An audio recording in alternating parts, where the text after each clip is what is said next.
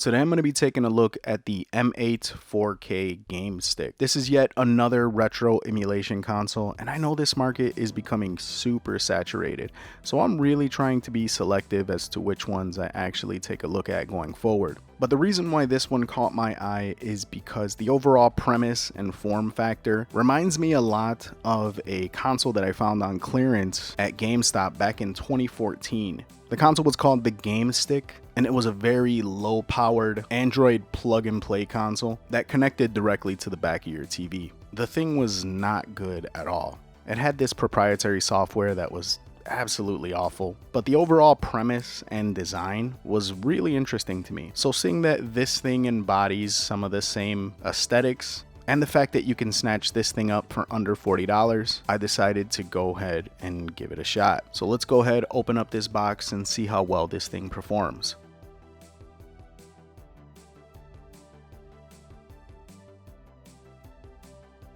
Inside the box, you have the Gamestick itself. You have a micro USB cable for a power supply. You have an HDMI extender cable, which thankfully they included this because there's no way this thing was going to fit behind my TV. It comes with two knockoff style PlayStation 2 gamepads.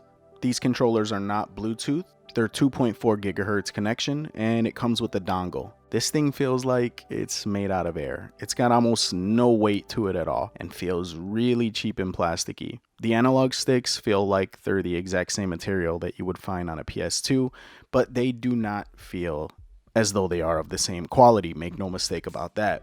It feels almost like they have L3 and R3, but that could just be some space between the connectors. One positive I will point out is that the D-pad feels actually really solid. It's not super mushy and feels about as well built as you would find on a PlayStation controller. I can't say the same for the buttons. They feel really mushy, and the shoulder buttons click really loud as if I'm pounding on a cheap keyboard. Another thing I do not like about these gamepads is that they do not have a rechargeable battery. You need two AAA batteries to power each one. And like I previously stated, they're not Bluetooth. They come with a 2.4 gigahertz dongle, which means you're going to get strong connection with this. So you can put the Gamestick any which way around your television set and they should still connect. Another positive is you're not obligated to only use these gamepads. I didn't test it out with a bunch of different gamepads, but I did use one third-party controller that was wired, as well as an Xbox One controller, and it seemed to recognize it just fine. The Gamestick itself comes in a few different trims. You have a 32GB option, a 64GB option, and a 128GB option. The one I got is the 64 gig, which alleges to have 10,000 games. We'll see about that. But overall, I really do like this design. It's got the HDMI connector in the front, a micro USB port that's used for powering the unit, as well as an old school USB-A port to plug in the dongle or any other controller you might have. Booting it up, the menu gives off big time Pandora's box vibe. It's pretty clean and straightforward, the same as you'd find on a Pandora's box. Now just browsing through this menu, I already see a bunch of repeats, so I call BS on that 10,000 games. But I do see a lot of good titles on here. Scrolling through this menu can be a bit tedious, but you can always use the search tab and search for an individual game. On top of that, you have the ability to divide the games based on what emulator it's going to use. So you have MAME, Famicom, Game Boy, Game Boy Advance, Game Boy Color, Mega Drive, Super Famicom, PlayStation 1, and Atari 2600. Starting with arcade titles, the first game I decided to try was SVC Chaos. This game is like the redheaded stepchild of the Capcom vs. SNK series. And I know some people really like this game, but in my personal opinion, it is nowhere near as good as Capcom vs. SNK or Capcom vs. SNK 2. It's still a decent game though. And surprisingly, with these gamepads that came with the Gamestick, I really didn't have any issues. And there was no latency or input delay. I was shocked because I really wasn't expecting these to work well. Up next, I tried out Marvel Superheroes, which is a fighting game made by Capcom that came out sometime in the mid-90s. It's basically Marvel vs. Capcom, but without the Capcom characters, and it's a really good game. As I continued to browse through the menu, I began to notice a pattern. This thing is actually low-key a fight game enthusiast's dream. It's got a ton of really good fighting games from Capcom and SNK. The next one that stood out to me was King of the Monsters 2, another game that I really loved. This game is like a hybrid fighting / wrestling game with these giant kaiju monsters destroying cities and stuff. It's a ton of fun if you guys never played it.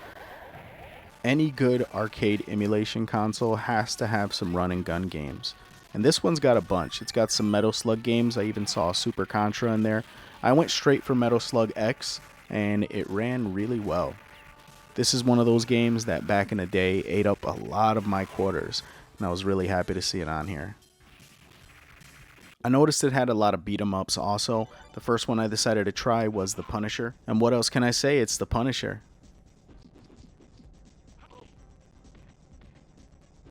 I was happy to see Alien vs Predator on here. This is one of my all-time favorite beat 'em up titles, and it ran really smooth on this game stick. Simpsons Arcade is just one of those legendary beat 'em up titles. No matter how many times I play this game, I always have fun. Moving over to the Nintendo Entertainment System emulation, I'm just going to briefly skim over this. It had all of the Mario games, Contra was on here, as well as Castlevania. So it was nice to see that it had a lot of the major NES games present. When it came to Super Nintendo emulation, I was really surprised at the fact that this thing does not run SNES well at all. It's got a great library. Damn near all of the SNES games had moments of slowdown and freeze-ups. You can muscle through it and actually still play most of these games. But this is not the most ideal way to enjoy a lot of these titles. I don't know what SNES emulator this thing is using, but it's pretty trash. Now, on the other side, the Sega Genesis emulation was pretty flawless. All of the Sega titles ran really good, didn't experience any slowdown, any freeze-ups. There were a few weird instances with the audio, I don't know what that was all about, but all of the Sega games were perfectly playable. The PS1 emulation on this thing was surprisingly good. It had a decent library of games, and they were all perfectly playable. It blows my mind that this thing plays PlayStation 1 better than it does SNES.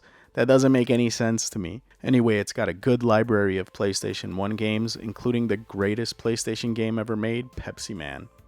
I don't know why they decided to put this thing on here, but I'm glad they did.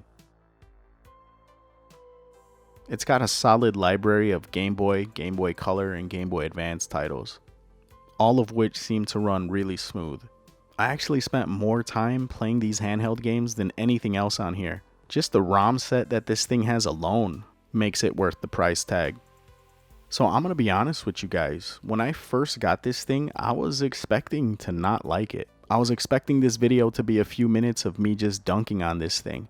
But I have to say, for the price, this thing is an excellent bang for your buck. Now, while it doesn't have super high-end emulators, the stuff that it does have just works. Granted, it doesn't run SNES the best, but it really makes up for it with all the other stuff it has. So I think that's my honest opinion of it. If you want something that just works and plays games and is not going to break the bank, this is worth looking into. Even the gamepads aren't as bad as I thought they were going to be. So this thing was full of surprises. If you guys are interested in the M8 Gamestick, I'll put links in the description below. Until next time, this is Ness, signing out.